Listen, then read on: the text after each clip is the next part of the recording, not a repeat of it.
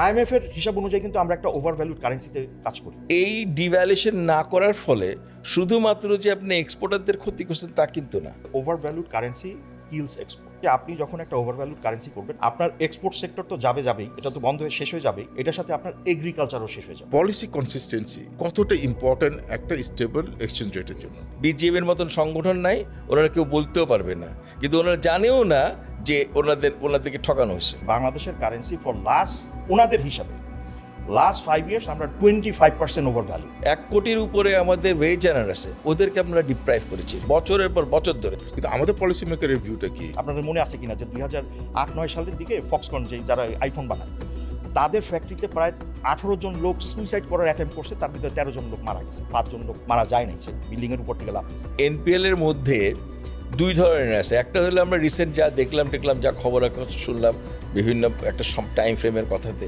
এটা তো হলো লুটপাট। সোজা কথা সাফির ভাই, আপনি যেটা বলার চেষ্টা করতেছেন, আমরা we are making the same mistake again.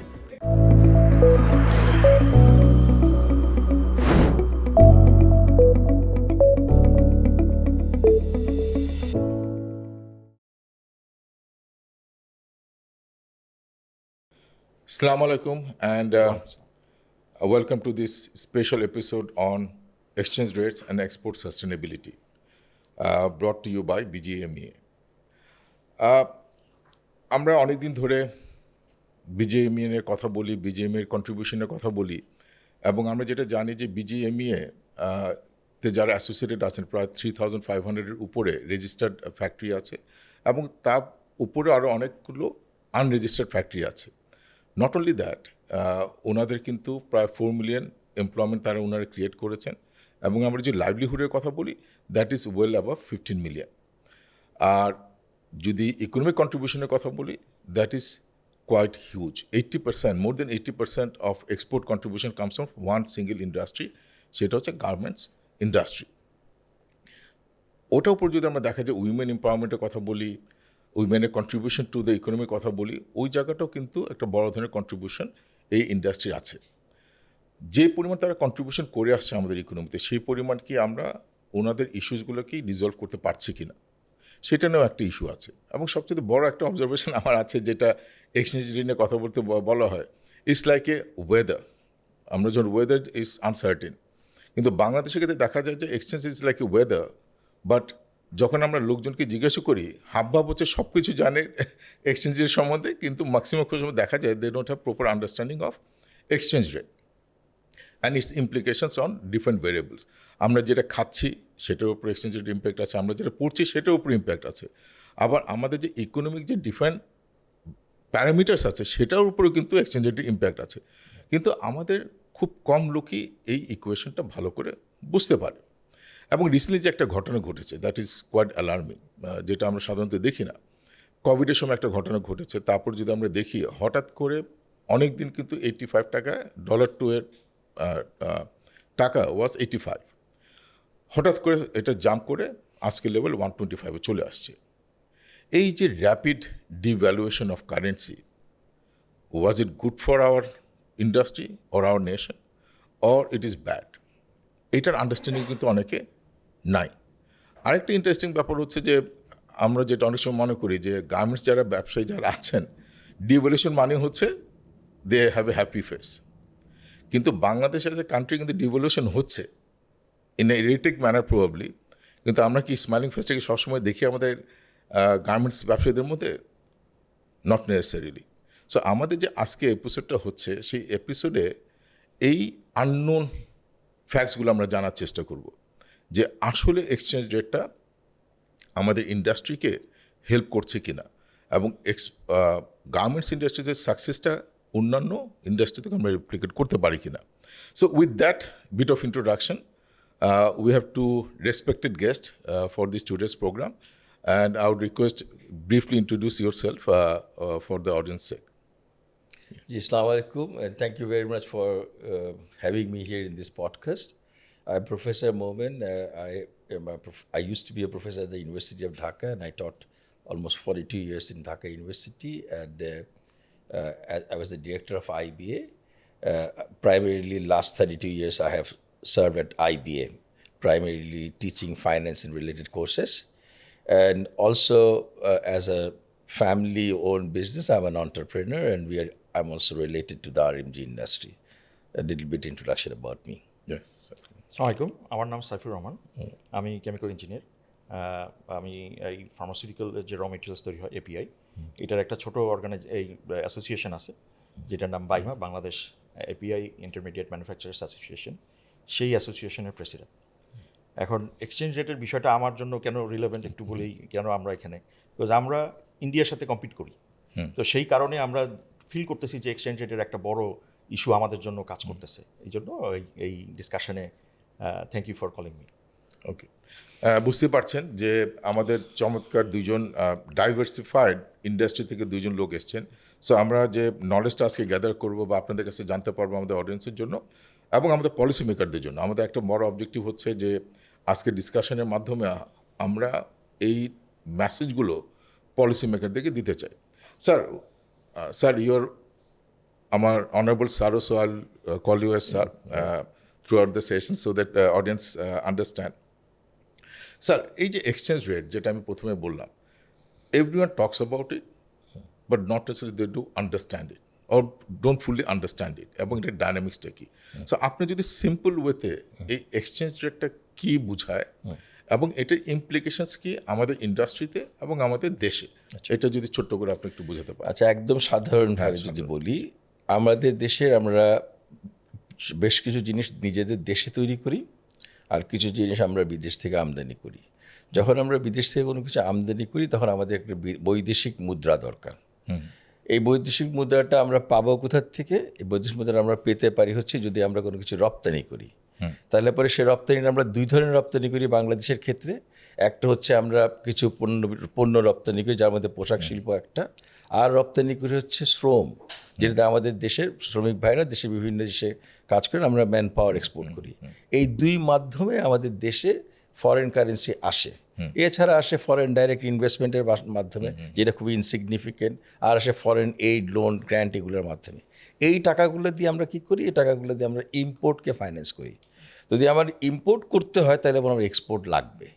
তাহলে যিনি ইম্পোর্টার উনি ডলারটা পাবেন হচ্ছে এই সোর্সগুলোর থেকে, আর যিনি এক্সপোর্টার উনি ডলারটা আনার পরে ডলারটা উনি কোথায় বিক্রি করতে পারবেন? এই ডলারটা শুধুমাত্র ব্যাংকের মাধ্যমে সরকারিভাবে বিক্রি করা লাগবে। তো বিক্রি করার ক্ষেত্রে উনি কত টাকা পাবেন এই মুদ্রাটার বিনিময়ে, সেটাই হচ্ছে এক্সচেঞ্জ রেট। তো এখন এই জিনিসটা নির্ধারণ করে সরকার। আমাদের দেশে বিভিন্ন সময় গত 50 বছরে মূলত 4 ধরনের পলিসি ফলো করা হয়েছে, টাইম লাইন অনুযায়ী এটা বলা যাবে। তো এটা নির্ধারণ করে সরকার যে এত টাকা হবে এক্সচেঞ্জ ডলারের বিনিময় হার।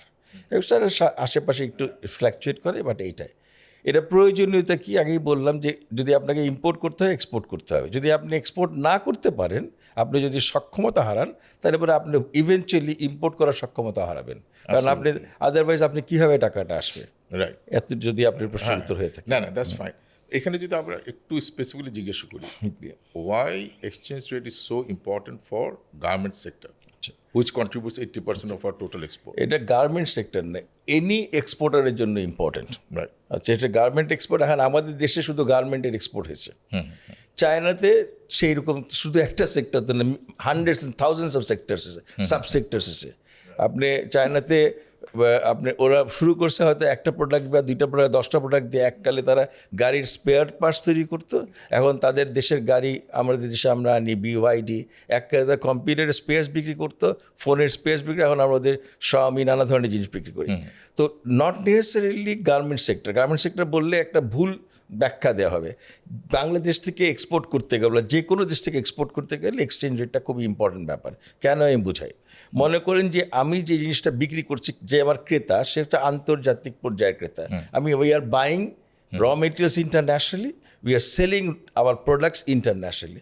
ওইখানে একটা মার্কেট প্লেস, ওখানে একটা সাপ্লাই এবং ডিমান্ড আছে, সেই অনুযায়ী একটা প্রাইস নির্ধারণ হচ্ছে। ওই প্রাইসটা নির্ধারণ হচ্ছে কোথায়? ডলারে। এমনকি শুধু এমনি না যে আমি যদি মার্কিন যুক্তরাষ্ট্রে বিক্রি করি তাতেই শুধু ডলারে বিক্রি হবে, আমি যদি ইউরোপে বিক্রি করি সেটা আমরা ডলারে বিক্রি করি। তো ওরা প্রাইস, ওরা জানে যে আমার কাছে ডলারে নিতে হবে। তো ওই প্রাইসটা ডিটারমিন করে কারা কারা supplying country, India, Vietnam, China, Pakistan, এরা supplying, Bangladesh supplying country. Buying country কারা? ইউরোপ, আমেরিকা এরা buying country, for example largely এরা বাইং, জাপান হইতে পারে আর বাইং কান্ট্রি। ওখানে ওই মার্কেট প্লেসে প্রাইসটা নির্ধারণ হলো, এবার আমি ওই প্রাইসে কম্পিট করতে পারলে আমি অর্ডারটা আনলাম, আনার পরে আমি এখানে তৈরি করলাম, তৈরি করার পরে আমি এর গেছে কিছু র মেটেরিয়াল ইম্পোর্ট করি, মনে করেন 70% র মেটেরিয়াল আমি ইম্পোর্ট করি, অথবা এখন অনেক ভ্যালুয়েশন হয়, আগে 70 ছিল, এখন আমরা আর মনে করেন আমরা 70 না হলে 50-60% আমরা র মেটেরিয়াল ইম্পোর্ট করি, ওইটা ডলার দিয়ে পেমেন্ট করি, আমরা ইম্পোর্ট করছি ডলারে, এক্সপোর্ট করছি ডলারে, পেমেন্ট করে দিলাম। বাকি যেই ডিফারেন্সটা থাকলো সেই টাকাটাকে আমাকে ব্যাংকের কাছে বিক্রি করতে হবে। এখানে বিক্রি করতে হলে সেইটা একটা এক্সচেঞ্জ রেটের মাধ্যমে বিক্রি হবে, যেটা কিনা সরকার নির্ধারিত, এটা পেগড, এটা ফ্লোটিং না, এটা ওখানেও কিন্তু ডিমান্ড ফর ডলার আছে, সাপ্লাই অফ ডলার আছে, ওই অনুযায়ী যদি প্রাইস হতো তাহলে এটা মার্কেট প্রাইস, কিন্তু সেটা কিন্তু না, এটা ফিক্স করা থাকে।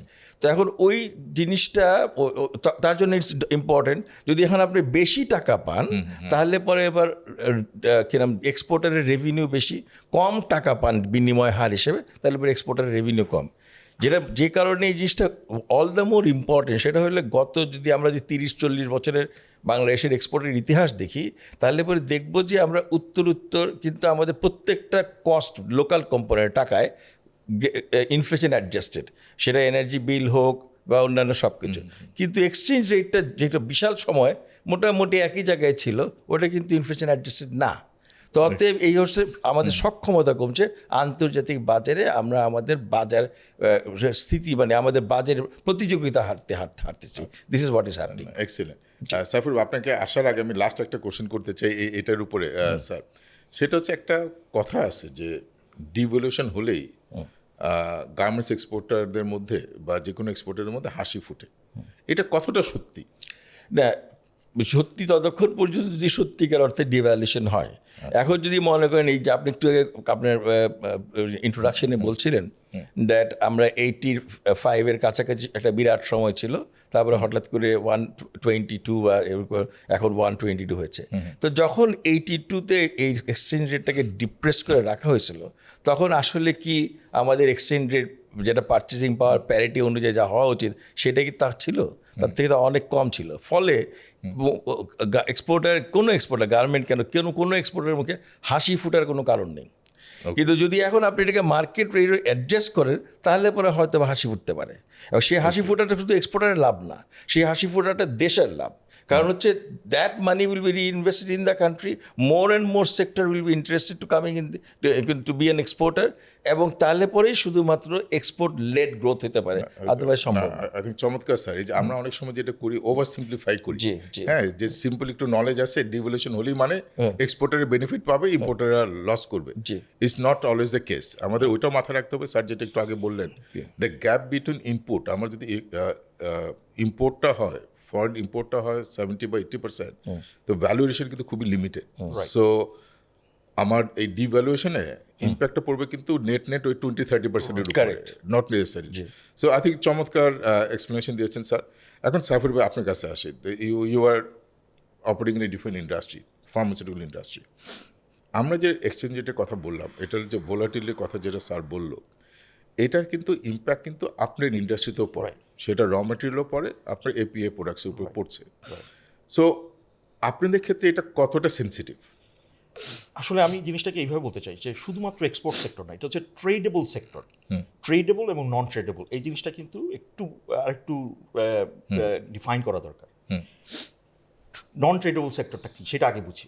নন ট্রেডেবল সেক্টর যেটা আমরা ইন্টারন্যাশনাল মার্কেটে কম্পিট করি না, লেটসে এই বিল্ডিংয়ের রেন্ট কিংবা এই যে রিয়েল এস্টেট যদি কেউ ব্যবসা করে, it is not a competition with the Indians. Locally supply ডিম্যান্ডের উপরে এইটার প্রাইসিংটা হয়।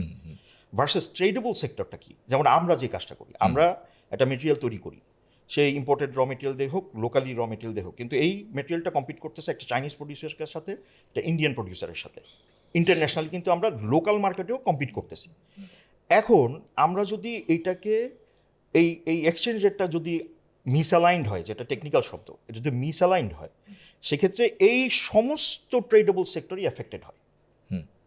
এটা কিন্তু বুঝতে হবে। তার মানে ফার্মাসিউটিক্যাল সেক্টরও কিন্তু আপনি যদি এই মিসঅ্যালাইন্ড এক্সচেঞ্জ রেট রেজিমের আন্ডারে কাজ করেন, তাদের প্রফিটেবিলিটি কিন্তু শেষ হয়ে যাবে। মানে কি?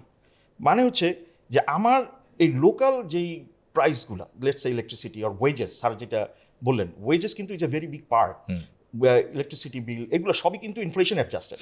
হঠাৎ করে আপনি দেখবেন যে ইলেকট্রিসিটির দাম বাড়িয়ে দেওয়া হচ্ছে, গ্যাসের দাম বাড়িয়ে দেওয়া হচ্ছে, এবং সেই সাথে ওয়েজও আপনাকে অ্যাডজাস্ট করতেই হবে, কারণ এই লোকগুলো নাহলে কাজ করবে কী করে।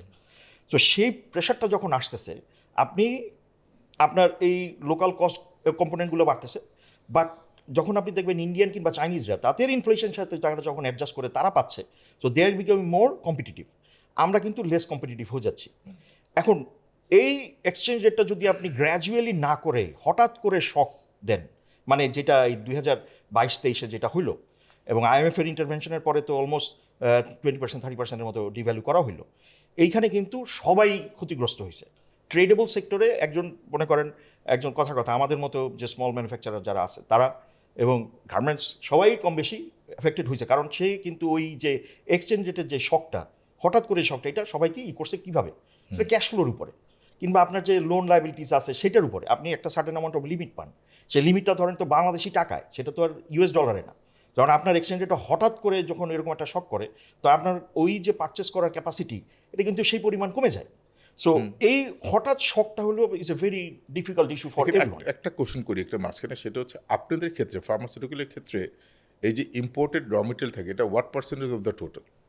যেরকম ওখানে আমরা গার্মেন্টসে আমরা শুনলাম যে 70 to 80% হয়, আমাদের এটাও মনে করেন যে কমোডিটি যে প্রোডাক্টগুলো, লেটস সে অ্যান্টিবায়োটিক্স, আমাদের সেক্টরে একটা বড় অ্যাডভান্টেজ আছে। সেই অ্যাডভান্টেজটা হলো যে মনে করেন কিছু প্রোডাক্ট আছে বায়োলজিক্যাল, আমাদের সেক্টরে তো অ্যাকচুয়ালি 2 রকমের প্রোডাক্ট, একটা বায়োলজিক্যাল আর নন বায়োলজিক্যাল। বায়োলজিক্যাল প্রোডাক্ট অলমোস্ট আপনি 90% ভ্যালু এডিশন লোকালি করা সম্ভব, মানে আপনি পটেটো স্টার্চ, গ্লুকোজ, মোলাসেস থেকে যখন আপনি এই ফার্মেন্টেশন থেকে যখন প্রোডাক্টটা ম্যানুফ্যাকচারিং করা শুরু করবেন, এই যে কিছু আগে স্যার বললেন যে চাইনিজরা এক সময় ওই পার্টস বিক্রি করতো, এখন তারা পুরো জিনিসটা বিক্রি করে। তো আমাদের যদি এরকম ভ্যালু এডিশনের পুরো এটা করা যায়, সেখানে অলমোস্ট 90% ভ্যালু এডিশন লোকালি করা যায়।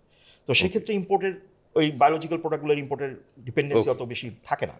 বাট যখন যদি আপনি নন বায়োলজিক্যাল প্রোডাক্ট হয়, এগুলো বেসিক্যালি মনে করেন পেট্রোকেমিক্যাল ডেরিভেটিভস, এই প্রোডাক্টগুলো মিলে টিলে অ্যাটলিস্ট আপনি মনে করেন 60% থাকে এই কম্পোনেন্ট যেটা ইম্পোর্ট করতে হয়। ওকে, তো আপনাকে এখন আমি নেক্সট একটা কোশ্চেনে যেতে চাই, সেটা হচ্ছে আমরা যদি pharmaceutical industry export to GDP ratio যদি দেখি, particularly in comparison to India and China, আমাদের পারফরমেন্স কিন্তু খুবই খারাপ।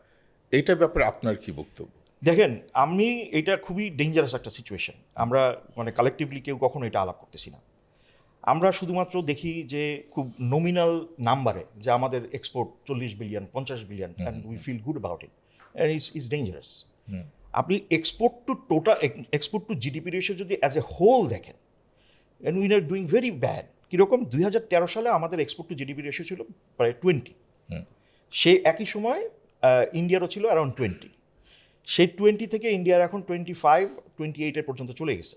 ভিয়েতনামের ছিল অ্যারাউন্ড 50, এইটা এখন ক্লোজ টু অ্যাবাউট 80-85 চলে গেছে। চাইনিজদেরটা সেম লেভেলেই আছে, একটু বেশি ছিল, ওরা আস্তে আস্তে করে লোকাল ডিম্যান্ডটা বাড়ছে। তো আমরা কিন্তু র্যাপিডলি এই export to GDP ratio decline করতেছে। এইটার সিম্পল কারণটা হচ্ছে আমরা ট্রেডেবল সেক্টরে ওদের সাথে কম্পিটিশন করে পারতেছি না। আপনি যদি দেখেন ইন্ডিয়া, ইভেন জাস্ট গত 6 মাসের অ্যাক্টিভিটিস যদি দেখেন, আমাদের সেক্টরটা কীভাবে অ্যাফেক্টেড হচ্ছে, 6 মাসে তারা অলমোস্ট 6-7% ডিভ্যালু করে ফেলছে। যেই রুপি ছিল অ্যারাউন্ড 80-90 এরকম, সেখান থেকে এখন কমতে কমতে অলমোস্ট এখন 100-এর কাছাকাছি চলে আসছে। সো এই ডিভ্যালুটা যখন করতেছে, ওদের ম্যানুফ্যাকচারার কিন্তু অনেক বেনিফিটেড হচ্ছে, ওরা কিন্তু এক্সপোর্ট করতে পারতেছে, এবং আমরা ওদের সাথে তখন কম্পিটিশন করে থাকতে পারতেছি। সো আমি আপনার পয়েন্টটা যদি মেক করতে পারি, সেটা হচ্ছে যে আমাদের মানে এই এক্সপোর্টের ডাইভার্সিফিকেশন কোনোভাবেই সম্ভব না এরকম একটা ম্যাক্রো সমস্যাকে সাথে নিয়ে, যেখানে আপনি একটা ওভার ভ্যালুড কারেন্সি, মানে ওভার ভ্যালুড কারেন্সি, আমরা তো ইভেন্চুয়ালি ডিসকাশনে যাচ্ছি, IMF এর হিসাব অনুযায়ী কিন্তু আমরা একটা ওভার ভ্যালুড কারেন্সিতে কাজ করি। আচ্ছা, ওইটাতে আমরা আসবো, জাস্ট আমি ফোকাস করতে চাই এই জায়গাটায়। এখন যদি আমি বলি যে exchange rate plays a important role আমাদের এক্সপোর্টটা বা এক্সপোর্ট পার্সেন্টেজ অফ জিডিপি বাড়ানোর ক্ষেত্রে, অন্যান্য দেশে যে চায়নার কথা বললেন এবং ইন্ডিয়ার কথা বললেন, ওরা এক্সচেঞ্জ রেটটাকে কি মেকানিজম হিসেবে ইউজ করেছিল to drive their export growth? ওটা যদি একটু বুঝিয়ে বলেন। আপনি যদি গো ব্যাক টু 1994, সেখানে যখন জিয়াং জেমিং যখন প্রেসিডেন্ট ছিলেন, তখন চায়নার এক্সচেঞ্জ রেট ছিল 5.8 টু ডলার। উনি আসার পরে ইমিডিয়েটলি এটাকে 8.3-তে নিয়ে গেছেন, এবং এই যে তার ম্যাসিভ ডিভ্যালুয়েশনটা করছেন, এই 94-এর আগে যদি আপনি দেখেন, চাইনিজরা প্রচুর পরিমাণে ইম্পোর্ট করতো, তাদের ট্রেডের ডেফিসিট ছিল এই ধরনের, এবং তাদের ব্যালেন্স অফ পেমেন্টের সমস্যা ছিল, তাদের এমপ্লয়মেন্ট সমস্যা ছিল। বাট এইটা যখন তারা আন্ডার ভ্যালু করে ফেললো, করার পরে কিন্তু তাদেরকে আর পিছনে ফিরে তাকাইতে হয় না, তারা কন্টিনিউয়াসলি একটা ট্রেড সারপ্লাস নেশন হিসেবে আসে। As a matter of fact গত বছর কিন্তু তারা $1.2 ট্রিলিয়ন ট্রেড সারপ্লাস, এই জিনিসগুলো ডিসকাশনে আসা দরকার। এবং $1.2 ট্রিলিয়ন ফর এ ওয়াইল, এবং $1 ট্রিলিয়ন তারা এক্সিড করতেছে কন্টিনিউয়াসলি। এবং আপনি যদি তাদের রিজার্ভ দেখেন, অফিসিয়ালি তারা 3.2 ট্রিলিয়ন বলে, কিন্তু আনঅফিসিয়ালি কিন্তু ইজ মোর দেন $6 বিলিয়ন। এটা আমাদের $6 ট্রিলিয়ন। এটা আমাদের কথা না। এবং রিসেন্টলি যে পল ক্রুগম্যান, আমাদের মানে one of the Nobel winner scientist, উনি ওনার সাবস্ট্যাকে লিখছে যে কিভাবে তারা সিস্টেমেটিক ওয়েতে এইটা বুকসের বাইরে তারা নিয়ে যাচ্ছে, এবং তারা এই এক্সপোর্ট লেড ইন্ডাস্ট্রিগুলোকে ঠিকঠাক রাখার জন্য। তো তারা যে কাজটা করছে সেটা হলো এই ডিভ্যালুয়েশনের মাধ্যমে এক্সপোর্ট ইন্ডাস্ট্রি এবং ট্রেডেবল সেক্টরের ইন্ডাস্ট্রিগুলোকে ইনসেন্টিভাইজ করছে এই ডিভ্যালুয়েশনের মাধ্যমে। সেম উইথ ইন্ডিয়ার ব্যাপারে যে কাজটা হয়েছে, আমি এই জিনিসটা একটু আমাদের ওই ইভেন্চুয়ালি যে যার কথা নিয়ে আলাপ করবো সেটা হচ্ছে ডক্টর আক্তার, আমাদের এখন chief economist of Bangladesh bank. উনি একটা বই লিখছেন, উনি is a very big scholar in this matter, এবং উনি অনেক বছর এটা নিয়ে কাজ করছেন। উনি একসময় IMF এর কাজ করতেন, এবং IMF এ থাকা অবস্থায় উনি লিখছেন, এবং পরবর্তীতে উনি যখন ইউনিভার্সিটিতে পড়াইছেন এবং অস্ট্রেলিয়া সেন্ট্রাল ব্যাংকে যখন উনি চাকরি করছেন তখন এইগুলো উনি লিখছেন। সেটা হচ্ছে যে বইটার নাম হচ্ছে exchange rate of capital flows and international trade, the case of Bangladesh. এখানে একটু পড়ে শোনাই, কবে লেখা বইটা? এটা 2000 সালে লেখা বই। তো এই জিনিসটা একটু পড়ে শোনাই, তো উইল আন্ডারস্ট্যান্ড। 292 পাতায় উনি লিখছে, ইন্ডিয়াস বেগার দাই neighbour devaluation policy. It's a very interesting. এখানে অনেক ডিটেলস মেকানিজম এবং ক্যালকুলেশন দেওয়া আছে, একটু অংশ পড়ে শোনাতে চাই। তো উনি বলছেন যে বাংলাদেশের large and growing trade deficit with India appeared to have been caused largely by India's deep currency devaluation, rather than because of its technological maturity or higher stage of development. Both Bangladesh and India have a revealed comparative advantage in similar groups of products, supply condition, and identical income and taste patterns, demand conditions. This suggests that scope of inter-industry trade between them is limited. Whether it has intentional or not, India's deep currency devaluation has worked against Bangladesh's interest, economic and social political. To be precise, it has reduced Bangladesh foreign exchange reserve, created black economy, encouraged capital flight, distorted domestic relative prices, and lowered income and employment. The size of black economy is now so large that it undermines government's monetary and fiscal policy. This is written in 2000. Wow. ওনার পয়েন্টটা হচ্ছে যে India মানে categorically এবং মানে systematic ওয়েতে devalue করে তার এক্সপোর্টকে drive করতেছে, সেখানে আমরা ওভার ভ্যালু করে আমাদের এক্সপোর্টকে। I think it's excellent extract আমি বলবো, এবং এটা আমাদের অনেককে বুঝাতে সাহায্য করবে। এবং এটা নিয়ে কিন্তু ওই সময়ও বা ডিবেট কন্টিনিউয়াসলি হয়ে যাচ্ছিল, বাট সামহাও আমাদের পলিসি মেকাররা এই পয়েন্টটাতে খুব একটা ফোকাস করেন নাই। আমরা এখন সেগমেন্ট 2-তে চলে আসছি। এখানে আমরা প্রাইমারি কথা বলবো বাংলাদেশ ইকোনমি, ইলেকশন হলো, আমাদের নতুন গভর্নমেন্ট আসছে, আমাদের নতুন গভর্নর আসছে, এবং গ্লোবালিও কিন্তু অনেক ঘটনা ঘটছে। সো ওই জায়গাটায় যাবো স্যার। সো আপনার কাছে এখন আমার প্রথম কোশ্চেনটা হচ্ছে যে খুব বেশি দিন আগে না, বছর 2-3 আগে আমাদের কারেন্সি কিন্তু খুবই স্টেবল ছিল, 84-85 টাকা টু $1 অনেক দিন ছিল। তখন আপনারা অনেক হিউম্যান ক্রাই করেছিলেন যে গ্র্যাজুয়াল ডিভ্যালু করো, ওইটা হচ্ছিল না। আমার মনে হয় 4-5 বছর এরকম একটা স্টেবল পজিশনে ছিল। এখন তারপরে কি হঠাৎ করে 100, 110, 125 এখন চলে আসছে।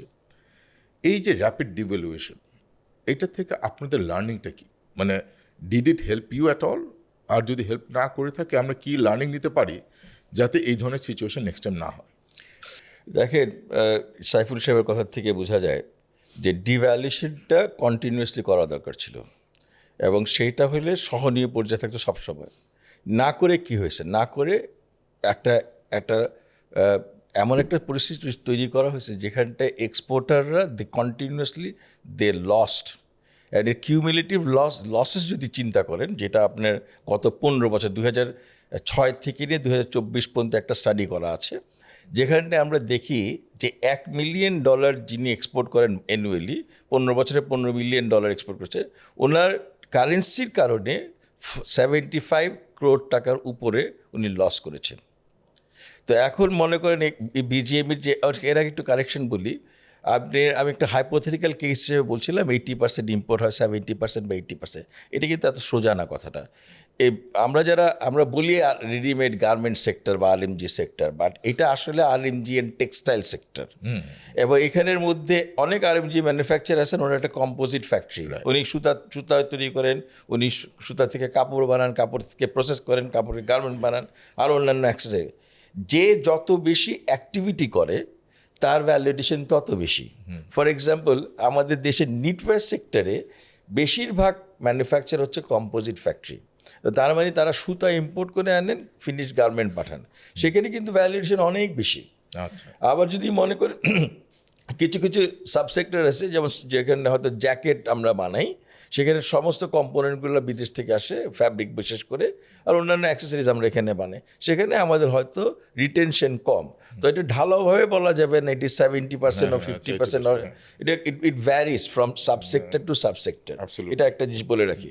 তো আপনি যেখানটায় প্রশ্ন করেছিলেন কি লাভ হতো, গ্র্যাজুয়ালি যদি এইটাকে ডিভ্যালু করা হতো, এই শক বলতে যে জিনিসটা, ইম্পোর্টাররা বেশি চিৎকার করেছে তখন যে আমাদের 100 কত টাকা আমাদের ডলারের দাম বেড়ে গেছে, তখন ইম্পোর্টার কিন্তু যেই মালটা গত বছর কিনা 85 টাকায় দিয়ে কিনছে, এই বছর তাকে সেই ডলারটাই কিনতে হয়েছে 100 কত টাকা দিয়ে। কিন্তু যদি এটা গ্র্যাজুয়ালি করা হতো, শকটা আমরা কেউ বুঝতাম না। এবং এক্সপোর্টার যে মিলিয়ন্স, আপনি চিন্তা করে দেখেন যে আমরা $50 বিলিয়ন এক্সপোর্ট করি, তো এখন ওইখানটায় নেট এক্সপোর্ট যেটা আছে, যদি $1 মিলিয়ন অ্যানুয়ালি এক্সপোর্টের 15 বছরের আউটকাম যদি 75 কোটি টাকা হয়, তাহলে পরে টোটাল এই সেক্টরের লসটা কত হয়েছে এটা বুঝুন। এবং সেটা হইলে পর ওই টাকাটা তো রিইনভেস্টেড হতো, কিছু রিইনভেস্টেড হলে আবার কত এমপ্লয়মেন্ট জেনারেট হতো সেটা চিন্তা করেন। তো এখন আর কতগুলো, এখন বলা হয় যে কেন ডাইভার্সিফাই করে না। এখানে আমি নিজে একজন প্রায় 30 বছরের entrepreneur in the RMG sector, আমার কলিগদেরকে দেখছি গত 30 বছরের মধ্যে বহু লোককে ঝরে যেতে দেখছি। এখন কারণটা কি, গ্র্যাজুয়ালি এখন এটা হলো এমন একটা জায়গায় একবার ঢুকলে বের হওয়া যায় না। তো ওই যে ঢুকছে আর বের, এবং নতুন করে আমরা গত কয়েক বছর ধরে আমাদের উদ্যোক্তারা বলেন হচ্ছে এক্সিট পলিসি। আসলে এক্সিট পলিসির দরকার নাই, দরকার ছিল হচ্ছে এই কারেন্সির এইটার অ্যাডজাস্টমেন্ট। যদি এইটা অ্যাডজাস্ট করতো তাহলে এক্সিট না, রিএন্ট্রি লাগতো, মোর অ্যান্ড মোর রিএন্ট্রি। এখন যে আমাদের আনএমপ্লয়মেন্ট ইয়ে হতেছে, হাজারো সাবসেক্টর তৈরি হতো, এই আনএমপ্লয়েড ওরা আসতে হচ্ছে, সেলফ এমপ্লয়েড হইতো, ওরা এক্সপোর্ট ওরিয়েন্টেড ইন্ডাস্ট্রি করতো, ম্যানুফ্যাকচারিং করতো। এখন তো সেকেন্ড জেনারেশন আসতে চায় না, নতুন সেট অফ এন্টারপ্রেনার্স হচ্ছে না, বিকজ এই জিনিসটা ইজ নট এনকারেজিং এনিমোর। তাহলে আপনার উত্তরটা, কন্ডিশনটা ঠিক থাকলে আমাদের এক্সপোর্ট মেবি এখন $100 বিলিয়ন ক্রস করতো। If you are in this, exactly, এটা একটা স্যাডিওট।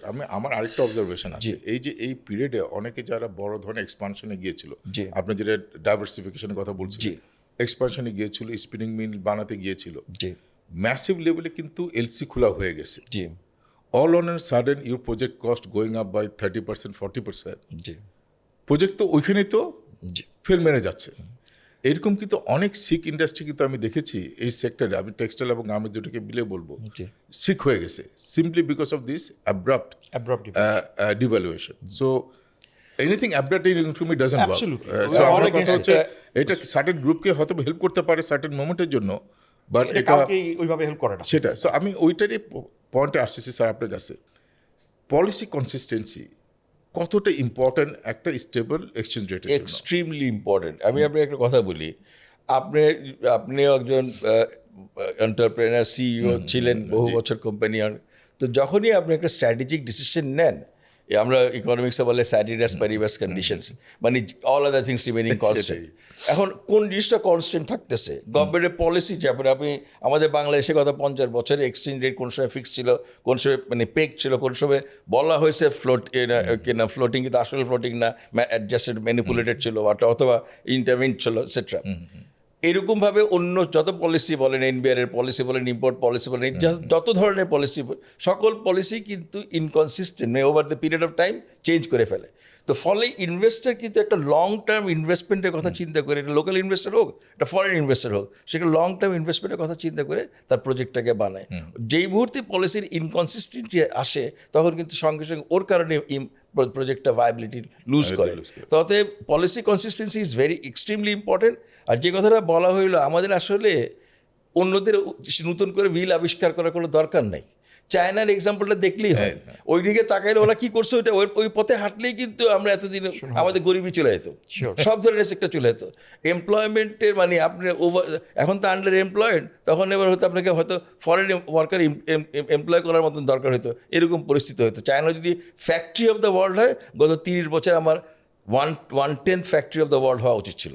স্যার এটা অনেক সময় হয়, একাডেমিক নাম বলি why to reinvent the wheel, এটা আমরা বলি, কিন্তু আরেকটা পক্ষ আছে সেটা বলে আমার তো লোকাল কনটেক্সটে সলিউশন বাই করতে হবে। এইগুলো তো এইসব বলে কিন্তু গ্লোবালি যখন আপনি কম্পিট করবেন তখন লোকাল কনটেক্সচুয়ালাইজ করলে কিভাবে হবে? আপনাকে তো গ্লোবালি কনটেক্সচুয়ালাইজ করতে হবে। না, আমি যেটা বলতে চাচ্ছি যে ওইটা বলে তখন বলবো যে একটা কমিটি তৈরি করি, একটা টাস্ক ফোর্স তৈরি করি, আর একটা সাব কমিটি তৈরি করি, যার ফলে যখন যে পলিসিটা আসার দরকার আমরা কখনো সে পলিসিটা দেখি না। Unfortunate truth about Bangladesh. এখন সাইফুর ভাই আপনার কাছে একটু আসতে চাই, সেটা হচ্ছে এই যে ডিভ্যালুয়েশন যেটা হচ্ছে বা এক্সচেঞ্জ রেট পলিসি বা কনসিস্টেন্সির কথা বলি, এটা কিন্তু পুরোপুরি যে আমাদের সরকারের হাতে ডিপেন্ড করে তা কিন্তু না। আমরা প্রায় দেখি নিউজ পেপারে IMF এটাতে ইন্টারভিন করে।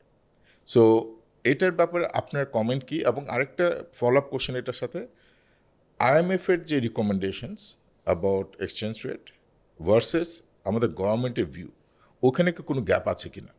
অনেক বড় গ্যাপ। আমি IMF এর ব্যাপারে যে বলতে গেলে আসলে দুইটা ওনাদের মানে পাবলিকেশন নিয়ে একটু বলে নিতে হবে। আচ্ছা, এক নাম হচ্ছে গাই পাইফারম্যান, উনি IMF এর চিফ ইকোনমিস্ট ছিলেন এবং এইটা 1985-এ উনি এই পাবলিকেশনটা করছে। আরেকটা হচ্ছে আমাদের জাস্ট যে last governor doctor Hasan S Mansur, he is very scholarly guy and he has written মানে whole lot of stuff about this. তো উনি কিন্তু একই এক্সচেঞ্জ রেটের ব্যাপারে IMF-এ থাকতে 1984-এ ওনারও একটা পাবলিকেশন আছে। এই দুইটা জায়গায় কিন্তু ওনারা বলছে over valued currency kills export, simple as that. উনি কিন্তু অনেক ডিটেলে বলছেন। 1984-এর ওই পেপারটাতে যেই ইস্যুটা আছে, উনি যেই পয়েন্টটা উনি বলছেন যে কি মেথডে এই এক্সচেঞ্জ রেটটা কাজ করবে, এইটা এখন ইজ এ ডিফারেন্ট ওয়ার্ল্ড নাও। সেটার সাথে আমরা একমত হইতে পারি কিংবা না পারি, বিকজ 1994 থেকে চাইনিজরা যা শুরু করছে। বাট ওই পয়েন্টে যাওয়ার আগে আমি গাই পারফরম্যানের এই কথাটা বলতে চাই, এবং আমার মনে হয় যদি আপনারা এটা আপনাদের লিঙ্কে দিয়ে দেন, সবাই পড়া উচিত। এটা 3 পাতার একটা এটা খুবই ইন্টারেস্টিং একটা আর্টিকেল, এবং যারা ট্রেডেবল সেক্টরে যারা আছে এবং এক্সপোর্টে যারা আছে, এটা আমি মনে করি সবাই পড়া উচিত। ওনাদের বড় সামারি কথা যেটা, সেটা হচ্ছে যে আপনি যখন একটা ওভারভ্যালুড কারেন্সি করবেন, আপনার এক্সপোর্ট সেক্টর তো যাবেই, এটা তো বন্ধ হয়ে শেষ হয়ে যাবেই, এটার সাথে আপনার এগ্রিকালচারও শেষ হয়ে যাবে। এগ্রিকালচারের কন্ট্রাকশন হবে, যেটা আমরা দেখি মাঝে মধ্যে যে আমাদের এগ্রিকালচারটা কিভাবে হবে একটু এগ্রিকালচার কিভাবে হবে, যে মনে করেন যদি এখন ইন্ডিয়া আন্ডার ভ্যালু করে আর আপনি যদি ওভার ভ্যালু করেন, তাহলে আপনার onion price is going to be higher than the Indian onion price. We lose competitiveness. Exactly, you lose competitive even in agriculture. এটা খুব ডিটেইল ডিসকাশন করা হয়েছে। তো এই যে তারা যে অ্যাডভান্টেজটা নিচ্ছে এবং আপনার এগ্রিকালচার শেষ হয়ে যাবে, আপনার যেমন জুট মনে করেন, সেখানে কিন্তু আমরা ইভেনচুয়ালি শেষ হয়ে গেছি। ইভেন আপনি চিংড়ি মাছের কথা চিন্তা করেন, এটাও কিন্তু আপনাকে দেখতে হবে। চিংড়ি মাছের কিন্তু 100% local value addition, white gold for us, এটাও কিন্তু শেষ হয়ে গেছে। এবং সেই চিংড়ি মাছের মার্কেটটা ইন্ডিয়াতে এবং ভিয়েতনামে চলে গেছে। আপনি যারা এই ট্রেডে আছে যদি জিজ্ঞেস করেন, এবং আপনি দেখবেন ওনারা কিন্তু এই কথাটা বলবে যে লাস্ট 5 ইয়ারের ভিতরে, মানে এটা তো মোটামুটি এখন বন্ধই হয়ে গেছে, 5 ইয়ারের ভিতরে ওনাদের যে লোকাল চিংড়ি মাছের যে কালেকশন, যে প্রাইসটা ছিল, এখন অলমোস্ট ডাবল হয়ে গেছে। বাট সেই তুলনায় এক্সচেঞ্জ রেট তো সেই এক জায়গায় ছিল। তো ওনারা ইভেনচুয়ালি সব ইন্ডাস্ট্রি বন্ধ হয়ে গেছে। আপনি খুলনা অঞ্চলে যতগুলো এই ধরনের ইন্ডাস্ট্রিগুলো মোটামুটি সবই বন্ধ হয়ে গেছে। তো এখন এই যে ব্যাপারগুলো সবই এফেক্ট করতেছে। IMF এটার ব্যাপারে প্রচুর কাজ করছে, দে হ্যাভ ডান হিউজ, এবং মানে ইয়ার আফটার ইয়ার ব্রেটন উডের পরের থেকে তারা এই জিনিসগুলো নিয়ে কাজ করতেছে। IMF এর কথা, এই এক্সচেঞ্জ রেটটা একটা কি বলে, একটা সিস্টেমেটিক ওয়েতে আপনার ভ্যালুয়েশন করতে হবে। IMF যে কাজটা করে, আমাদের যেই 2024 সালের ডিসেম্বরে, 2023-এর ডিসেম্বরে ওনারা যে বাংলাদেশের উপর যে রিপোর্টটা করছে, এবং 2026 সালে যে রিপোর্টটা করছে, 2024 সালের রিপোর্টের 40 নম্বর পাতায় ওনারা এইভাবে বলছে যে বাংলাদেশের কারেন্সি ফর ওনাদের হিসাবে লাস্ট 5 ইয়ার্স আমরা 25% over value. Okay, yes. And ওনারা রিকমেন্ড করছে এটাকে -4%-এ নিয়ে যেতে হবে, আমাদের আন্ডার ভ্যালুতে নিয়ে যেতে হবে। কিন্তু আমাদের পলিসি মেকারের ভিউটা কি সেখানে? আসতেছি। অ্যান্ড এরপরে 2026-এর এই যে জানুয়ারি মাসে ওনারা আবার আরেকটা রিপোর্ট পাবলিশ করছে, সেইখানে দেখা যাচ্ছে আমরা আবার 8.5% ওভার ভ্যালু। অ্যান্ড ওভার ভ্যালুয়েশনটা হচ্ছে কীভাবে? ওভার ভ্যালুয়েশন হচ্ছে আমরা sustained amount of inflation face করতেছি, প্রত্যেক বছর 10 থেকে 8% করেও করতেছি, কিন্তু সেই অনুযায়ী আমরা ডিভ্যালু করতেছি না। তো সেইখানে আমরা কন্টিনিউয়াসলি ওভার ভ্যালুড হয়ে যাচ্ছি। এখন আমাদের পলিসি মেকারদের ইস্যু যেটা, সেটা হলো ভেরি ইন্টারেস্টিং। ওই যে পেপারটা বললাম আসেন স্যারের, ওইখানে উনি ক্যালকুলেশন করে দেখাইতে চাচ্ছিলেন যে ব্যালেন্স অফ পেমেন্ট মেথডের মাধ্যমে আপনার এক্সচেঞ্জ রেট ফিক্স হবে।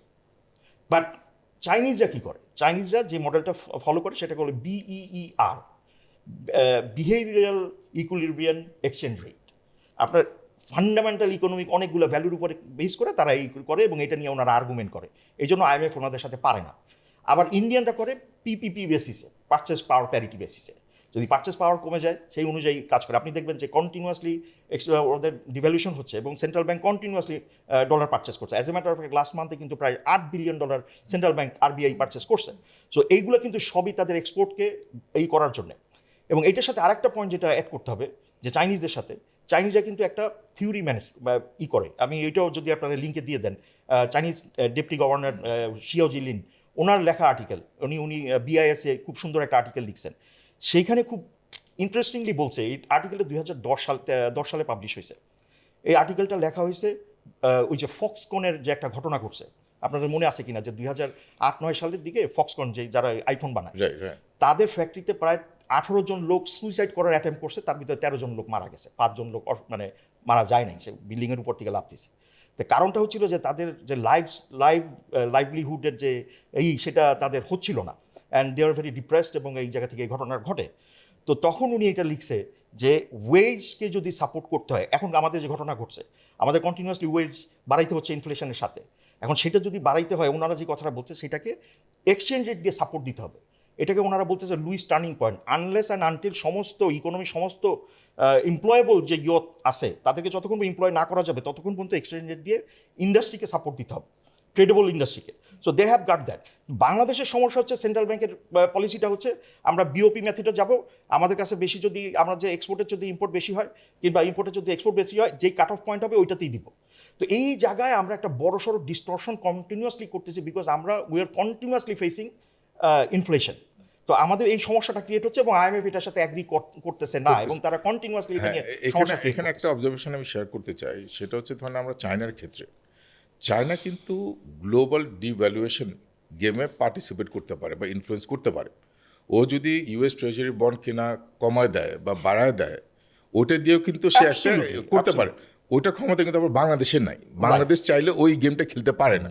সো আমরা China being a big economy and big player into treasury bond, US treasury bond, তাদের একটু ম্যানুভারিং অপরচুনিটি আছে। সো ওটা আমরা মেনে নেই। এখন আরেকটা প্রশ্ন IMF রিলেটেডই, ধরেন IMF যখনই কিছু কথা বলে বাংলাদেশের ক্ষেত্রে বা অনেক দেশে, তারা যারা ওদের রিকমেন্ডেশন ফলো করেছে, রেজাল্ট কিন্তু খুব একটা ভালো হয় নাই। এখানে যে আমরা যে IMF এর রেফারেন্স নিয়ে কথা বলছি, ওদের রিকমেন্ডেশনগুলো কতটা credible? Is it truly going to help our nation?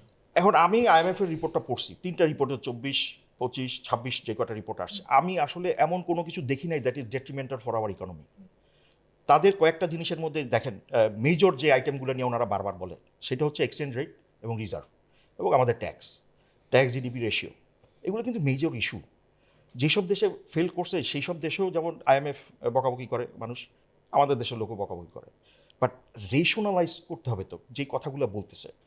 এই পুরো IMF এর যে অ্যাগ্রিমেন্টটা সাইন হয়েছে, সবচেয়ে ডেট্রিমেন্টাল যে ম্যাটারটা আমার কাছে মনে হয়, তারা বলছে ডেট মনিটাইজ করা যাবে না, গভর্নমেন্ট ডেট মনিটাইজ করতে পারবে না। এটা 10 নম্বর নন নিগোশিয়েবল মানে আর্টিকেল এটা। তো সেই জায়গাটাতেই সমস্যা ক্রিয়েট হবে। আদার দেন দ্যাট আমার কাছে মনে হয়েছে যে সবগুলোই আমাদের জন্য জরুরি ইস্যু, এগুলো এইভাবে কাজটা করা দরকার। IMF এর সাথে আমার পার্সোনাল ডিসএগ্রিমেন্ট যেই জায়গাটা, সেটা হলো ওনারা এক্সচেঞ্জের যেই এস্টিমেশনের যে প্রসেসটা করছে, সেখানে ওনারা, স্যার হয়তো কিছুটা বলবেন, ডাচ ডিজিজটাকে কিন্তু they didn't take into consideration, যেটা আমরা ফেস করতেছি অ্যাজ এ কান্ট্রি। আমাদের ডাচ ডিজিজ পুরোপুরি আছে, এক্স্যাক্টলি। সো এই জায়গাটাতে ওনারা এইটাকে আনেন নাই। কিন্তু হার্ভার্ডের যেই ব্যাপারটা নিয়ে আমরা হয়তো এই অঞ্চলে আলাপ করবো, সেটা হচ্ছে হার্ভার্ড ইউনিভার্সিটি যেই 2024 ডিসেম্বরে, তারাও ডিসেম্বরে একটা হার্ভার্ড ইউনিভার্সিটি, যেটা ওদের হার্ভার্ড কেনেডি স্কুল, আমাদের বাংলাদেশের উপর অনেকগুলো আর্টিকেল পাবলিশ করছে, রিসার্চ আর্টিকেল, এবং অনেক দেশের উপরেই করে, আমাদের দেশের উপরে করছে। তো সেইখানে ওনারা দেখাইছে যে আমাদের ম্যাসিভ অ্যামাউন্ট অফ ডাচ ডিজিজের মধ্যে আছে। ওইখানে ওনারা বলছে যে আমরা 2006 সাল থেকে 2021 সাল পর্যন্ত আমাদের কিউমুলেটিভ ইনফ্লেশন হলো 172%, সেখানে ডিভ্যালুয়েশন হয়েছে মাত্র 32%। ডিভ্যালুয়েশন হওয়ার কথা 172%, কিন্তু আপনি করছেন মাত্র 32%। আপনার এক্সপোর্ট ইন্ডাস্ট্রি, আপনার কোনো ট্রেডেবল সেক্টরই টিকবে না, এবং আপনাকে NPL হবেই। এবং অন্যান্য যা ইকোনমিক ক্রাইসিস যা আছে সবই এগুলোর কারণে হবে। ম্যাকফারসন উনি কিন্তু খুব মানে ক্যাটাগরিলি এই কাজ করছে, I reached out to him, আমি তাকে ইমেল করছি এবং এই বিষয়ে আমি ওনার সাথে অনেক কথা বলছি, and he Right. Really like me that আমি ওনার সাথে এই বিষয়ে কথা বলতেছি। তো ঘটনাটা হচ্ছে যে আমরা কন্টিনিউয়াসলি এই কাজ করতেছি। IMF অনেক কিছু বলছে, এগুলো হয়তো আমাদের জন্য অতটা আরামদায়ক না, বাট মোস্টলি কিন্তু এই ইকোনমিটাকে যদি ঠিক করতে হয় কিছু পরিশ্রম কিছু কষ্ট তো আমাদেরকে নিতে হবে। That is I think okay, thanks a lot. আমার মনে হয় একটা ক্ল্যারিটি পাওয়া গেল। স্যার আপনার কাছে আবার আসছি, ধর কারেন্সি রিস্ক কিন্তু সব দেশেই কম বেশি আছে, বাট ওটার সাথে সাথে কিন্তু কারেন্সি রিস্ক মিটিগেট করার জন্য বিভিন্ন ব্যাংকিং প্রোডাক্টও আছে, ফরওয়ার্ড কাভার, হেজ প্রোডাক্ট, বিভিন্ন ধরনের প্রোডাক্ট কিন্তু আছে টু কাভার দ্যাট। আমাদের এই ধরনের প্রোডাক্ট থাকলে কিন্তু আমাদের যে শকটা আমরা রিসেন্টলি পেয়েছি অ্যাভয়েড করতে পারতাম, অ্যাটলিস্ট বিজনেস পয়েন্ট অফ ভিউতে। আমি 30 বছরের উপরে এমএনসিতে কাজ করি, যেখানে ফরওয়ার্ড কাভার নিতে বলা হয়, কিন্তু আমাদের একটা প্রভিশন আছে, but it is not at all practical and effective. এইটার ব্যাপারে আপনার কি মতামত? আপনার মতে কি as a business person are you comfortable with current level of hedging tools বা মেকানিজম? আর যদি না হন, what will be your recommendation to the central bank এই ব্যাপারে? আমি তো আপনি মাল্টি ন্যাশনালের পয়েন্ট অফ ভিউ থেকে দেখছেন, যেখানে আপনারা হয়তো বা আপনি অবশ্য সার্ভিস ইন্ডাস্ট্রি ছিলেন, কিন্তু যারা প্রোডাক্টের আছে তাদের ইম্পোর্ট ডিপেন্ডেন্স অনেক আছে, তো সেই ক্ষেত্রে হয়তো তাদের এই ইস্যা হয়। আমাদের ক্ষেত্রে যারা আমরা এক্সপোর্টার বা যে এখানে আমরা সবাই এক্সপোর্ট ইন্ডাস্ট্রি নিয়ে কথা বলছি, মানে সাবসেক্টরগুলো বিভিন্ন হতে পারে, all of them are exporter, সেখানে তো ন্যাচারাল হেজিং আছে, কারণ আমি তো ডলার আর্ন করতেছি, আমি সেই ডলারের এগেনস্টে আমি ইম্পোর্টের পেমেন্টটা দিব ডলারে, তো ওখানে ন্যাচারাল হেজিং ওইখানটা কিন্তু এই সমস্যাটা নাই। হ্যাঁ, আপনি যেটা বললেন এটা হলে ভালো হতো, কিন্তু এগুলি তো এখন একটা ম্যাচিওর মার্কেটের দিকে যেতে থাকলে আস্তে আস্তে হয়তো এই জিনিসগুলো হবে, কিন্তু এখন আমার মনে হয় এক্সপোর্ট ইন্ডাস্ট্রিতে এই সমস্যাটা এখনও নাই, যেহেতু আমরা ইম্পোর্ট করার জন্য যে ডলারটা ব্যয় করি সেই ডলারটা আবার আমরা পার্ট অফ দ্যাট আমরা আর্ন করতেছি, মোস্ট ফুল অফ দ্যাট আমরা আর্ন করতেছি ফ্রম আওয়ার এক্সপোর্ট আর্নিংস। কিন্তু যেটা রিটেন করতেছি এক্সচেঞ্জ রেটে, সেই জায়গাটার মধ্যে হলো সমস্যাটা, যেটার কারণে এতক্ষণ আমরা যে কথাগুলো বললাম, ওই এক্সচেঞ্জ রেট হলে পরে ওইটা হয়তো আমাদের মানে ওই ডিস্ট্রেসটা আমাদের থাকতো না, ওই সাফারিংটা থাকতো না। এখন আপনি এনপিএলের কথা উনি একটু আগে বললেন, এনপিএলের মধ্যে দুই ধরনের আছে। একটা হলো আমরা রিসেন্ট যা দেখলাম যা খবর শুনলাম বিভিন্ন একটা টাইম ফ্রেমের কথাতে, সেটা তো হলো লুটপাট। কিন্তু বাকিরা যারা একসময় ভায়াবল ছিল, যাদের ট্র্যাক রেকর্ড অফ পারফরমেন্স আছে, তারা কেন এখন নন পারফর্মিং হলো? তারা নন পারফর্মিং হলো তো এই জাতীয় কারণগুলোতে। তখন সেইটাকে তো আমাদের দেখতে হবে। আর সবাই যদি একই পাল্লায় মাপা শুরু হয় তাহলে তো থাকবে না। তো এখন ওই কারণে আমি যেটা মনে করি যে যদি এটা আসলে একটা not looked after not stressed enough kind of policy, যে বাই বোথ ফ্রম আর exporters point of view also আমরাও এনাফ স্ট্রেস করি নেই। আমি আপনার লিখিত প্রশ্নের মধ্যে দেখছিলাম, কিন্তু আপনি এখনও জিজ্ঞাসা করেন নাই, তো উত্তরটা দিই। আমি একসময় বিজিএমই বোর্ডে ছিলাম কোভিডের সময়। আমরা তখন এই এক্সচেঞ্জ রেটটা আমাদের ডিসফেভারে, এটা বোঝানোর জন্য আমরা একটা তদানীন্তন ফাইন্যান্স এবং প্ল্যানিং মিনিস্টারের সঙ্গে দেখা করি। উনি ওনার ফুল টিম নিয়ে, বাংলাদেশ ব্যাংকের গভর্নর এবং ফাইন্যান্স সেক্রেটারি সবাইকে নিয়ে আমাদের সঙ্গে বসলেন। প্রথম কথাটা যেটা বললেন সেটা হলো যে আপনি ডিভ্যালুয়েশন ছাড়া অন্য কথা বলেন। ডিভ্যালুয়েশন ওরা শুনতেই চান নাই। আচ্ছা, তো এখন আমরা বললাম তাহলে অ্যাটলিস্ট সেক্টরালি আমরা যারা এক্সপোর্ট করি আমাদের একটা প্রেফারেন্সিয়াল রেট দেন, যেটা কিন্তু আপনি এখন ওয়েজ আনাদেরকে একটা প্রেফারেন্সিয়াল রেট দিচ্ছেন। আচ্ছা, আরেকটা কথা বলি, এই ডিভ্যালুয়েশন না করার ফলে শুধুমাত্র যে আপনি এক্সপোর্টারদের ক্ষতি করছেন তা কিন্তু না, 1 কোটির উপরে আমাদের ওয়েজ আর্নার আছে, ওদেরকে আপনারা ডিপ্রাইভ করেছি বছরের পর বছর ধরে।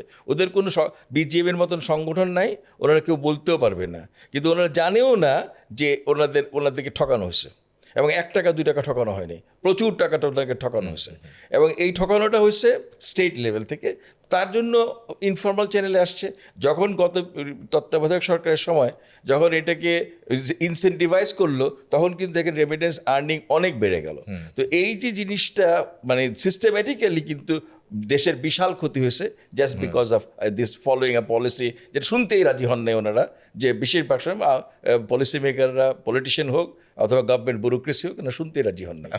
আমার নেক্সট কোয়েশ্চেন হচ্ছে, আপনাদের দুজনে কি যে কেউ উত্তরটা দিতে পারে।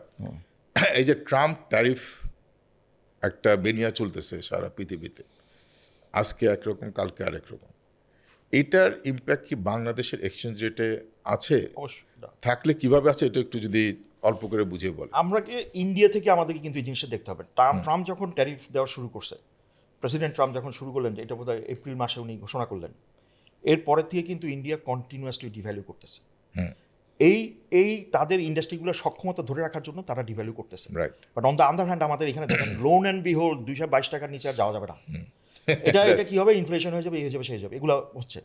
বাট ইনফ্লেশন হচ্ছে কিন্তু মানে রিগার্ডলেস।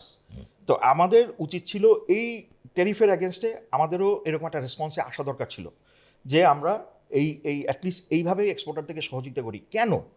কারণটা হচ্ছে ইভেনচুয়ালি আপনার ইকোনমি উইক হবে, যেহেতু আপনি একটা ট্যারিফ খাওয়া, মানে ট্যারিফ হয়েছে এটার উপরে, এবং ইকোনমি উইক হওয়া মানে কিন্তু আপনার কারেন্সিও উইক হয়ে যাবে। এবং সেই প্রেক্ষাপটে কিন্তু আপনাকে যখন এই কারেন্সিটাকে মানে ন্যাচারালি যখন আপনি ডলারের সাথে এটাকে অ্যাডজাস্ট করবেন না, আপনি আবারও ওভারভ্যালুড হয়ে যাবেন। আপনার এই ট্রেডেবল সেক্টরগুলো যারা সোজা কথা সাফির ভাই, আপনি যেটা বলার চেষ্টা করতেছেন, আমরা we are making the same mistake again. Exactly আমরা we are holding into 120-25, not letting it devalue, but এবং আরেকটা ক্রাইসিসের দিকে হয়তো আমরা যাচ্ছি, ইভেনচুয়ালি হবে। হবে। আমি আমরা উই শুড টেক একটা কমেন্টের অ্যাড করি, সেটা হচ্ছে এই যে নন পারফর্মিং লোন। এখন মনে করেন একটা কোম্পানি একটা খুব ইদানিং খুব গত 2-3 দিনে খুব একটা ইম্পর্টেন্ট নাম্বার 89 কোটি টাকা লোন। এই যে 89 কোটি টাকা লোন, ওনারা যদি গত 15 বছর ধরে ওটা রিশিডিউল করা হয়েছে, গত 15 বছর ধরে ওনার ফ্যাক্টরি যদি প্রপারলি ফরেন কারেন্সিটাকে গভর্নমেন্টের কাছে বিক্রি করতে পারতো, তাহলে তো ওরা 89 কোটি টাকা ওনার কাছে প্রফিট থাকতো। লোন তো 100% পেড, নন পারফর্মিং লোন তো হইতো না। যাদেরই 1,000-2,500 কোটি টাকা লোন আছে, those are exporters and performers from the track record, তাদের কোনো লোন থাকতো না, সব হচ্ছে পারফর্ম হয়ে যেত, যদি কিনা এই জিনিসটা আগে থেকে অ্যাড্রেস করা হতো। এই হলো, এবং এখনো এই সমস্ত ইন্ডাস্ট্রিগুলোকে, এই সমস্ত ফ্যাক্টরিগুলোকে, এই সমস্ত কোম্পানিগুলো সার্ভাইভ করতে গেলে এইটা আমি স্যার এখানে একটু অ্যাড করতে চাই, আমি একটু জাম্পিং এখানে করতে চাই। সেটা হলো এনিওয়ান, যে কেউই, সে আমাদের 2006 সাল থেকে রেগুলারলি আমাদের কি পরিমাণ ইনফ্লেশন হয়েছে, আপনি ইনফ্লেশন ডিফারেন্সিয়ালের সাথে যদি হিসাব করেন পার ইয়ার কত ডলারের এগেনস্টে কত টাকা লস হয়েছে, এটা কিন্তু ইজিলি করা যায়। আপনি যদি মাল্টিপ্লাই করেন আপনার ডলার আর্নিংয়ের সাথে, আপনি দেখবেন যে কী পরিমাণ হিউমঙ্গাস লস হয়েছে, কিন্তু ইউ ক্যানট সি ইট। এটা কিন্তু এইভাবে হয়ে গেছে। এটা যদি আপনার ইন্ডাস্ট্রি যদি এটা ভদ্রলোকের দেশে হইতো, মিনিং যারা এগুলা ঠিকঠাক মতো করে, তাইলে কিন্তু আপনি এই পরিণতি আজকে আমাদের এখানে হইতো না। আপনার এই সেম ইন্ডাস্ট্রি যদি ইন্ডিয়াতে হইতো, তারা যেভাবে অ্যাবসলিউটলি আমি আপনার সাথে পুরোপুরি এগ্রি করি। অ্যান্ড আমি আশা করি আমাদের যে কনভারসেশনটা হচ্ছে, রেলিভেন্ট পলিসি মেকার এটা শুনছেন।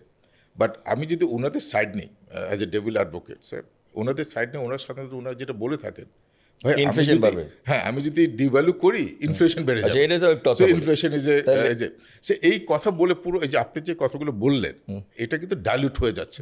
তো এখানে দুইটা কথা আমাদের বলার আছে। একটা হইল আমাদের কাছে একটা সাধারণ মানুষের যে ফুড বাস্কেট বা যে ওটার মধ্যে ইম্পোর্টেড কম্পোনেন্ট কত, ওর মধ্যে ইম্পোর্টেড কম্পোনেন্ট 30%, তার মধ্যে 10% ডিভ্যালু করলে 3% ইম্প্যাক্ট হবে। এক নম্বর কথা। 2 নম্বর কথা হলে তাহলে আরেকটা কাউন্টার যুক্তি দেই, এখন ডলারের 50 টাকা করে দেন এক্সচেঞ্জ রেট, তাহলে হয়তো ইনফ্লেশন চলে যায় কিনা? যদি না যায় তাহলে এর সঙ্গে কোনো সম্পর্ক নাই। I think, sir, you have given an excellent example. Let's shift the role from problem reporters to problem solver. Right now, we should play the role of problem. So, sir, আপনি তো অনেকদিন বিজেএমই ডিরেক্টর হিসেবেও ছিলেন, বিভিন্ন চেম্বারে ছিলেন, you played, মানে আপনার সিভি বলতে গেলে 5 মিনিট লাগবে। সো আমার কথা হচ্ছে যে এখন বিজেএমের পার্সপেক্টিভে, কারণ exchange rate is a very important factor not only for BGMEA but all across the export industry. BGMEA কী ধরনের রোল প্লে করতে পারে একটা অপটিমাম এক্সচেঞ্জ রেট এনশিওর করার জন্য আমাদের দেশে? যে BJP since their highest contributor as an exporter to the government exchequer, they can take a lead role, but it is not necessarily BGME's only problem or only BGME's problem. It is a national problem. BGME যেহেতু বড় organisation, তারা lead করতে পারে, সারা দেশের উপকার হবে। পুরো export, আপনি এখন বলছেন এক্সপোর্ট ডাইভার্সিফিকেশন মানে কত প্রোডাক্ট যে ডাইভার্সিফাইড হবে আপনি বুঝতে মানে কল্পনা করতে পারবেন না। নতুন এন্টারপ্রেনার আসবে, অ্যান্ড ওটা একটা এক্সপোর্ট এনভায়রনমেন্ট তৈরি হচ্ছে। এখন এটা এক্সপোর্ট লেড ইকোনমি কোনো দিন ছিল না, আমাদের successive governments and policies were never supportive of export, anti export policies ছিল। এখন প্রো এক্সপোর্ট পলিসিস করলে অটোমেটিক্যালি এমপ্লয়মেন্ট, যেটা বিগেস্ট প্রবলেম বাংলাদেশের, যে কোনো এখন নতুন government will face a huge problem on employment. যদি এটা সঙ্গে সঙ্গে এটা কন্টেন্ট না করা যায় তাহলে সোশ্যাল আনরেস্ট হবে। তো ওই জিনিসটা করতে গেলে এক্সপোর্টের কোনো বিকল্প নাই। কারণ দেখেন, একটা এগ্রিরিয়ান ইকোনমি থেকে ঠাস করে আমরা সার্ভিস ইকোনমি হইতে পারবো না। আমাদেরকে ট্রানজিশন হইতে হবে agrarian to manufacturing to service. Manufacturing local demand না হইলে পরে আপনি ম্যানুফ্যাকচারিং বড় ফ্যাক্টরি করতে পারবেন না। ওয়ার্ল্ডে যদি আপনি মার্কেট মনে করেন তাইলে, যেমন তাইওয়ান একটা ছোট্ট দেশ, কিন্তু ওরা কি তাইওয়ানের নিজস্ব জন্য বানাইছে? সাইকেলের নাম্বার 1 আর নাম্বার 2 ম্যানুফ্যাকচার, ওরা টেলিফোনের নাম্বার 1 নাম্বার 2 ম্যানুফ্যাকচার কোনো কালে।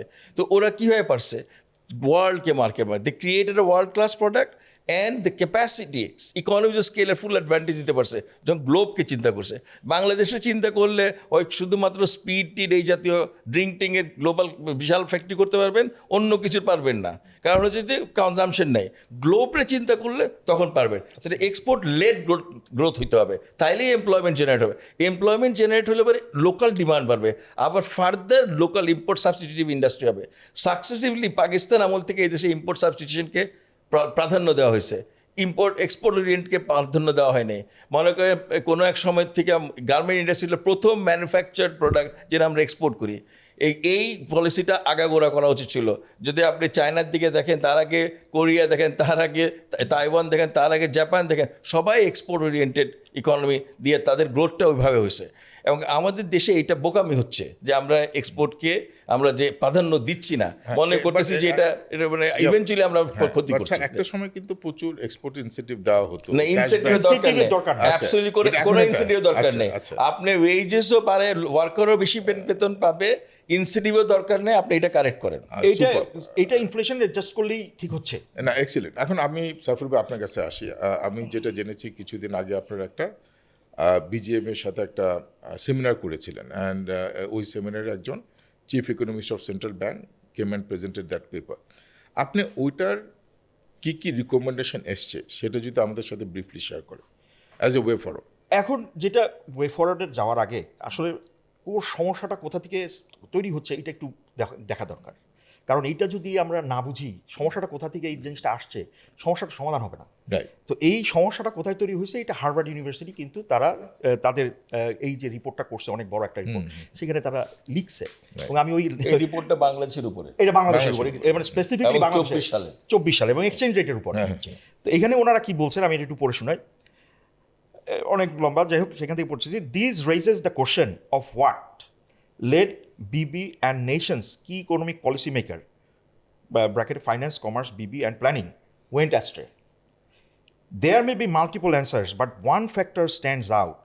From 2006 to 2021, it appears that no one on the Coordination Council or on BB staff had the technical skill and administrative competence to appropriately advise the government on procedures for maintaining a competitive external par value of Bangladeshi taka towards fostering growth and development of country's productive resources and best national interest.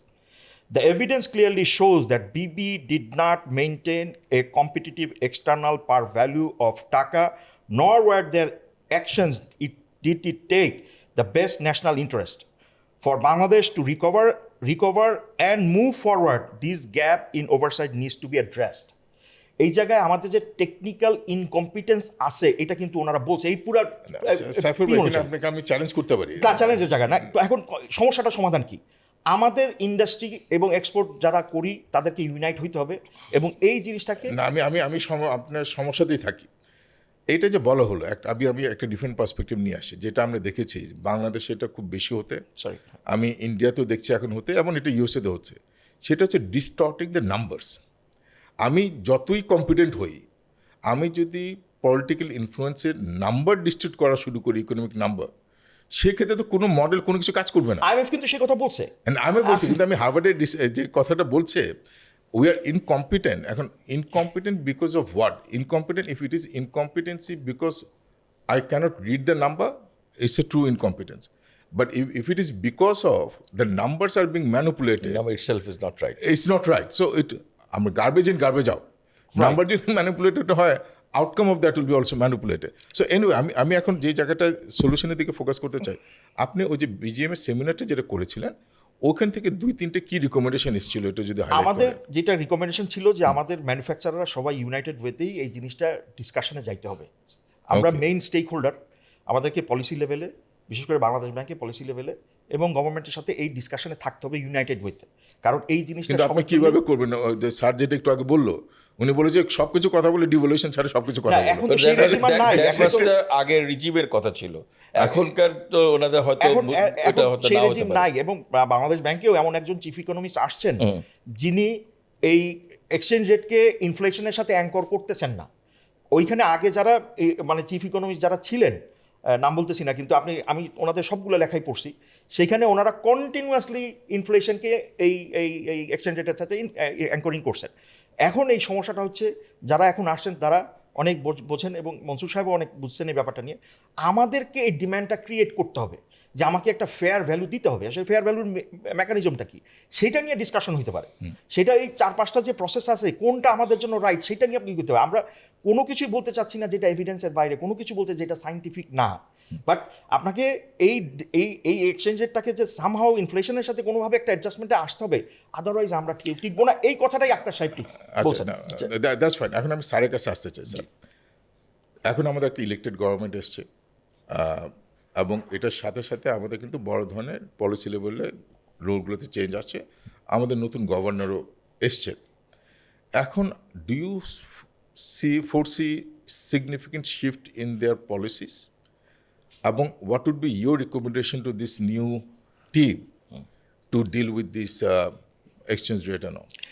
I mean, whether they will shift towards growth economy, export-led economy, going towards full employment is a thing that they will decide.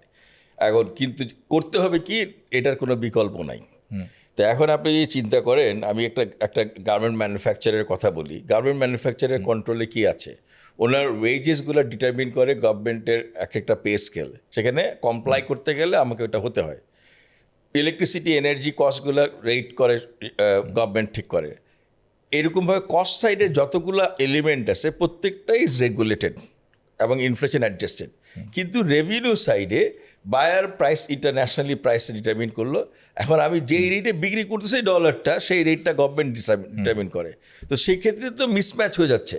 এটা যদি address না করা হয় তাহলে পরে day in day out, আগে কিছুটা লাভ ছিল, এখন অনেক কোম্পানি যেগুলো চলতেছে ওগুলা আমার মনে হয় অপারেটিং প্রফিট নাই, অন্য কোনো কারণে জিনিসটা চলতেছে, ইভেনচুয়ালি বন্ধ হবে। কারণ বন্ধ হইতে রেলগাড়ি যেরকম একটা ব্রেকটা টান দিলে পরে 1 মাইল 2 মাইল পরে যায় থামে, জিনিসটা অনেকটা সেরকম।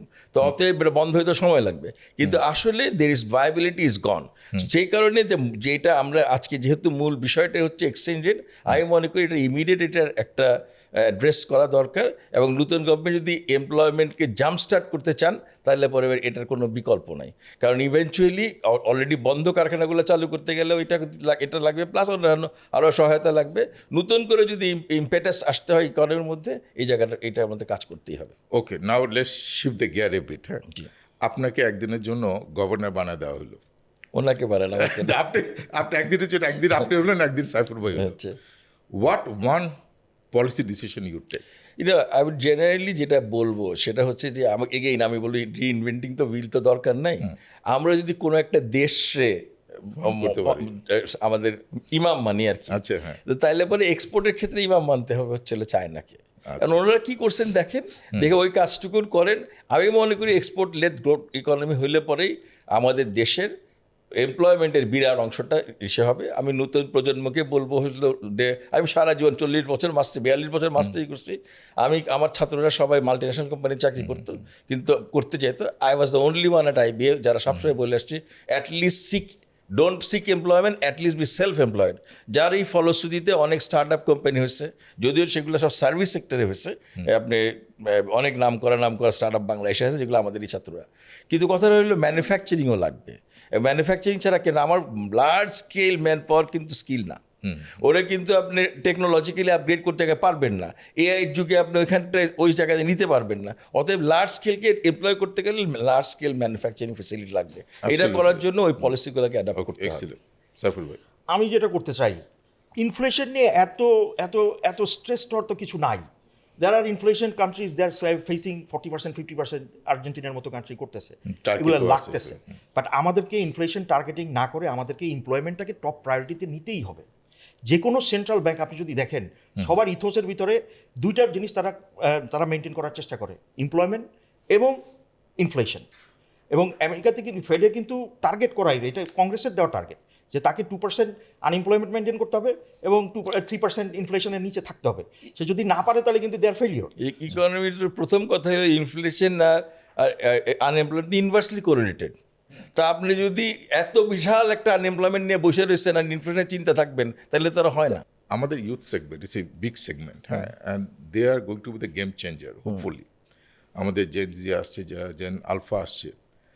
আপনাদের দুজনের মানে অল্পতে যদি বলেন স্যার, আপনি প্রথম শুরু করতে পারেন, সেটা হচ্ছে আপনি আজকে পজিশনে আসছেন because of lot of good qualities. কোন একটা কোয়ালিটি আপনি মনে করেন which helped you and that you want to share with our young crowd? আপনি এখন বয়সের এমন একটা জায়গায় আসছি, সব কিছু নিয়ে স্টক টেকিং করি, তো স্টক টেকিং করতে যে অনেক কিছুই মনে হয় ভুল হয়েছে। তো একটা জিনিস মানে সবসময় আমরা কিন্তু বাংলাদেশের একটা প্রতিকূল আবহাওয়ার মধ্যে সারা জীবন বড় হয়েছে। It was always a challenging environment. Resilience is a must and there is no shortcut. এটা কন্টিনিউয়াসলি থ্রাইভ করতে হবে এবং কন্টিনিউয়াসলি কাজ করতে হবে, এটা নিয়ে করা, এবং কিছু কম্পিটেন্স বাড়াইতে হবে। সেটা ন্যাশনাল লেভেলে, ইন্ডিভিজুয়াল লেভেলে হোক, ন্যাশনাল লেভেল হোক, আমাদের কতগুলো কোর কম্পিটেন্সি ক্রিয়েট করতে হবে, যেগুলো ইউনিক, যেটা আর কারো কাছে নাই। যাদের এরকম কতগুলো জিনিস করতে হবে, ব্র্যান্ডিং করতে হবে, দেশটাকে পরিচয় করতে সারা দুনিয়ার কাছে আমরা বুদ্ধিমান জানি, আমরা কর্মঠ জাতি, এই জিনিসগুলো করতে হবে। আবার অন্য কোনো রং লেভেলিং যেন না হয়, সেটা সোশ্যাল মিডিয়ার কারণে অনেক কিছু সম্ভব, তো এটা রাইট লেভেলিং হওয়া দরকার। এবং ইয়াং জেনারেশনের কাছে এটা আমার আজকে প্রত্যেকটা হিসেবে রাইট লেভেলিং করা দরকার। সাইফুল ভাই। আমার কাছে মনে হয় যে এই resilience is very important, not to give up. এই রিজিলিয়েন্স না থাকলে বাংলাদেশে আসলে কাজ করা খুব ডিফিকাল্ট। এবং আমাদের এই জেনারেশন লাস্ট যেটা আমরা দেখলাম, জেনজি যে অ্যামেজিং একটা রেভলিউশন হইলো, সেখানে দেখলাম যে ইউনিটি ইজ সো ইম্পর্টেন্ট। এবং মানে অল ওয়াইড ইউনিটি, একটা রাইট পলিসি চাওয়ার জন্য, একটা ফেয়ার জিনিস চাওয়ার জন্য, এইটা আমাদেরকে থাকতে হবে, রিজিলিয়েন্সে থাকতে হবে এবং কোর কম্পিটেন্স এখানে তৈরি করতে হবে এবং সেখান থেকেই ড্রাইভ করতে হবে in a global market. Absolutely super. আমার আসলে এখন আমরা চিন্তা করছি যে একটা ঘন্টা কিভাবে পার হয়ে গেল। আমরা শুরু করেছিলাম হোয়াট ইজ এক্সচেঞ্জ রেট, ওখান থেকে আমরা এখন কোথায় ল্যান্ড করছি। মানে আমরা যদি আমি একটু ইন সামারি বলি, আমরা এক্সচেঞ্জ রেটের ডেফিনেশন থেকে শুরু করে আমরা we talked about over valuation, we talked about various past experiences or situations we have had, Covid, sudden increase in exchange rate, আমাদের consistent overvaluation of currencies, not following IMF recommendations, not taking decisions based on data, and more importantly, আপনার দুজনেই যেটা বলেছেন, আমাদের neighbouring country আশেপাশে ভালো ভালো example আছে, লাইক চায়না, ইন্ডিয়া, ওখান থেকে আমরা লার্নিং নিচ্ছি না। রাইট। কেন নিচ্ছি না সেটা নিয়ে আমরা অনেকটা আলাপ করছি। ওভার ফোকাস অন ইনফ্লেশন হচ্ছে, এবং ইনফ্লেশন মানে কিন্তু সবসময় খারাপ না। Right. Certain level of inflation is good, certain level of devaluation is good. কিন্তু আমাদের অনেকের মধ্যে একটা কোনোটেশন আছে, ইনফ্লেশন হইলেই খারাপ। হ্যাঁ, কিন্তু inflation, certain level of inflation is always good, required. তারপর স্যারও একটা চমৎকার করে এক্সাম্পলগুলো দিলেন যে impact of exchange rate on inflation is not that significant as far as Bangladesh is concerned for that sensitive group of people. আমি যদি আবার সেন্সিটিভ গ্রুপ অফ পিপলের অ্যানালাইসিসটা করি, এটা কিন্তু আরও কমে যাবে। হ্যাঁ, কারণ একটা আমরা কিন্তু অ্যাভারেজ করে অনেক প্রবলেমকে অ্যাভয়েড করে যাই। হ্যাঁ, কারণ বড় লোকের প্রবলেম আর যারা লো ইনকাম গ্রুপের প্রবলেম একরকম না। স্যার যে 30% গল্পটা বললেন, এটা কিন্তু লো ইনকাম গ্রুপের ক্ষেত্রে ইট ইজ নট ইভেন 10%। আমি একটা রাফ একটা ফিগার বলছি। সো আমরা কিন্তু অনেক দূর অনেক কিছু আলাপ করলাম, অনেক কিছু শেয়ার করলাম। আশা করি আমাদের পলিসি মেকাররা যদি এটা থেকে কিছু অ্যাটলিস্ট পার্সপেক্টিভগুলো ওনারা কনসিডার করেন, আমরা আশা করি একটা পলিসি চেঞ্জ দেখতে Definitely পারবো। can hope so. আর সবচেয়ে বড় জিনিসটা হচ্ছে আমাদের একটা নতুন গভর্নমেন্ট এসছে, ইলেক্টেড গভর্নমেন্ট, আমাদের নতুন গভর্নর এসছে, নতুন চেঞ্জ আসছে। ওনাদের কিন্তু কোনো লিগেসি নাই। ওনারা যদি আমাদের এই কথাগুলো শুনেন এবং ওই শাট আপ না বলেন যে ভাই ডিভলিউশনে কথা বলবা না, কথা বলতে হবে, because 80% of the exports coming from this one sector, Right. And we should not stop there. আমরা এই সাকসেসটাকে কীভাবে রেপ্লিকেট করতে পারি অন্যান্য সেক্টরগুলোতে। Absolutely. এগ্রিকালচারে প্রচুর অপরচুনিটি আছে, আপনার ফার্মাসিতে প্রচুর অপরচুনিটি আছে, Absolutely. আপনার Engineering, লেদারে, ইঞ্জিনিয়ারিং, আইটি, মানে জি। You name it, Bangladesh is a country of opportunities. We should have 10 sectors at least with 10%. Absolutely. So আমার মনে হয় এক্সচেঞ্জ রেটটাকে আমরা যেটাকে সবসময় প্রবলেম হিসেবে আইডেন্টিফাই করি, আমার মনে হয় আমাদের একটা মাইন্ডসেট চেঞ্জ করতে হবে। Absolutely. That exchange is not A problem, it's an opportunity. Absolutely. Absolutely. আমরা যদি এই মাইন্ডসেটটা যদি নিয়ে আসতে পারি না, আমার মনে হয় আমাদের দেশে যে পোটেনশিয়াল আছে, we can do wonder. Absolutely. এবং লাস্ট যে জিনিসটা আমি প্রথমে শুরু করেছিলাম, ইটস লাইক এ ওয়েদার। হ্যাঁ, yes, weather is unpredictable, but as far as exchange rate is concern, আমি মনে করি it is very much controllable by us. True. Exchange রেটটা কীরকম হবে, with right policies, right discussions, we can actually control exchange rate for the growth of our nation. So thanks for everyone for wonderful input and contributions. This dialogue will continue, and inshallah আমাদের সামনে আমরা বড় এবং ভালো সুন্দর পরিবর্তন দেখতে পারবো, যেটা আমাদের সবার জন্য ভালো হবে, আমাদের দেশের জন্য ভালো হবে। ধন্যবাদ সবাইকে।